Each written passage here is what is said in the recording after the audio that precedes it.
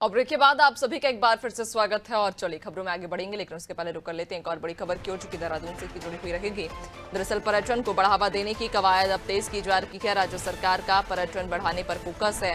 Eco tourism और vibrate village पर जहां ज्यादा फोकस किया जा रहा है, वहीं सशक्त उत्तराखंड के संकल्प को साकार करने की दिशा में सरकार अब प्रयास कर रही है। तो पर्यटन को बढ़ावा देने के लिए कवायद तेज हो गई है। राज्य सरकार का पर्यटन को बढ़ाने पर फोकस है। इको टूरिज्म और वाइब्रेट विलेज पर फोकस रहेगा, जहां सशक्त उत्तराखंड के संकल्प को साकार करने की दिशा में सरकार काम कर रही है। ज्यादा जानकारी लेंगे, सहयोगी सोनू लगातार हमारे साथ बने हुए हैं। सोनू, पर्यटन को बढ़ावा देने की कवायद अब तेज की जा रही है। कहा जा रहा है राज्य सरकार पर्यटन बढ़ाने पर फोकस कर रही है। देखिए नैन्सी, उत्तराखंड पर्यटन प्रदेश कहलाता है और पर्यटन के क्षेत्र में अपार संभावनाएं, खास तौर से जो साहसिक पर्यटन है तो उसके क्षेत्र में।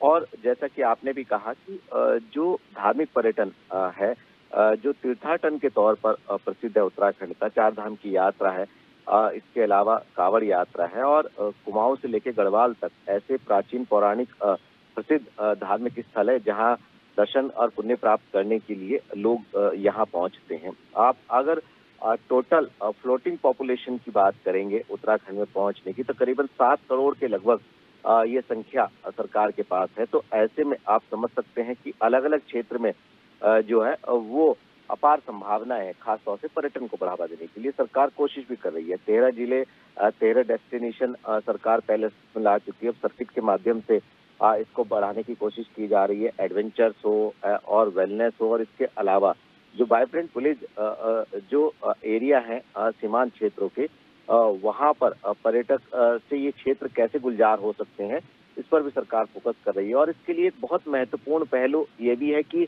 इन सभी सीमांत क्षेत्रों को जो मुख्यालय हैं जनपद के, उनसे हवाई सेवाओं से कनेक्ट करना, इसमें निजी सहभागिता पर भी सरकार फोकस कर रही है।